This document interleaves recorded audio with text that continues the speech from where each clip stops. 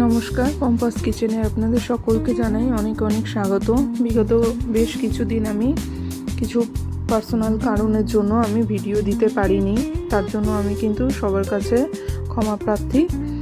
তো যাই হোক, আজকে নিয়ে আসলাম দারুণ স্বাদে একটা মাছের ঝোলের রেসিপি। তো কিভাবে বানাচ্ছি পুরো ভিডিওটা স্টেপ বাই স্টেপ দেখতে থাকুন এরকম একটা দারুণ স্বাদের মাছের ঝোল বানানোর জন্য। তাহলে শুরু করি। তো প্রথমেই আমি নিয়ে নিয়েছি এরকম ফ্রেশ তেলাপিয়া মাছ। মাছটা একদম জ্যান্ত ছিল, তো খুব অল্প মশলা দিয়ে আমি বানাবো। নিয়ে নিয়েছি একটা মিডিয়াম সাইজের আলু, লম্বা করে কেটেছি, কুচি কুচি সজনে ডাঁটা, একটা টমেটো, কাঁচা পাকা কাঁচা লঙ্কা, আদা। প্রথমেই আমি মশলাটা বানিয়ে নিই। তো কাঁচা লঙ্কা আর আদা দিয়ে দিলাম, নিয়েছি 1 চামচ মতো সাদা জিরে, আর নিয়েছি 1 চামচ রাঁধুনিটাকে আমি ধুয়ে এরকম একটা মিহি পেস্ট বানিয়ে নেব। এবার আমি মাছগুলোতে প্রথমে নুন হলুদ মাখিয়ে নিই। একটু পরিমাণ মতো লবণ আর হলুদ দিয়ে মাছগুলো কিন্তু ভালো করে আমি মাখিয়ে নেব।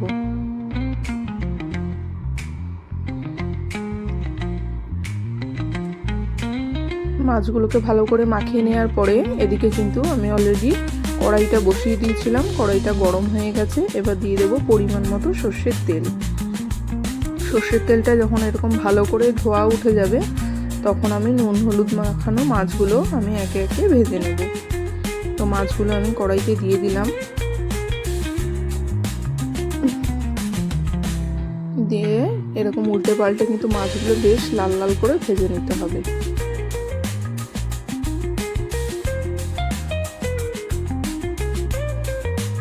একটু টাইম নিয়ে মাছগুলো আমি ভেজে নেব।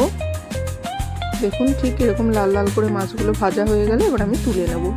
এবার ওই তেলের মধ্যে ফোড়নে দেব কিছুটা কালো জিরে, আর প্রথমে আমি আলুগুলো লম্বা লম্বা করে কেটে রেখেছিলাম সেগুলো একটু ফ্রাই করে নেব। একটু ভালো করে লাল লাল করে একটু আলুটা ভেজে নেব। সজনে ডাঁটাটা বেশি ভাজার দরকার নেই, যেহেতু সজনে ডাঁটাটা একদম কচি রয়েছে। তো আমি সজনে ডাঁটাটা খুব একটা ভাজবো না, আলুটাই একটু ভেজে নেব। আলুটা ভাজার পরে ডাঁটাগুলো আমি দিয়ে দিলাম, দিয়ে একটু নাড়াচাড়া করে নেব। তারপরে আমি যে মশলাটা বানিয়ে রেখেছিলাম, মানে রাঁধুনি, জিরে, কাঁচা লঙ্কা, আদা বাটা, সেটা আমি দিয়ে দেব। দিয়ে একটু ভালো করে কষিয়ে নেব। টমেটোটা আমি একটু পরে দেব। টমেটোটা আমি চাইছি একটু গোটা গোটা থাকুক, একদম মিহি আমি মানে গলিয়ে ফেলবো না, একটু শক্ত গোটা গোটা থাকলে মাছের ঝোলে কিন্তু খেতে ভালো লাগে। এবার আমাদের ডেলির মশলাগুলো, মানে পরিমাণ মতো লবণ, হলুদ গুঁড়ো, আর একটু লাল লঙ্কার গুঁড়ো, মানে ঝাল লঙ্কার গুঁড়ো যেটা বলে, সেটা আমি দিয়ে দেবো। অল্প দিলাম, যেহেতু অনেকটা কাঁচা লঙ্কা আমি লাল পাকা কাঁচা লঙ্কা আমি ইউজ করেছি, তাই অল্প দিলাম। আপনারা যে যেরকম ঝাল পছন্দ করেন অবশ্যই সেই মাপ অনুযায়ী দেবেন। এবার আমি দিয়ে দেবো ওপর থেকে টমেটোগুলোও দিয়ে আমি এবার সমস্ত কিছু ভালো করে কষিয়ে নেব। গরমকালে কিন্তু এইরকমভাবে মাছের ঝোল রান্না করলে খেতেও খুব ভালো লাগে, আর শরীরের পক্ষেও খুব স্বাস্থ্যকর।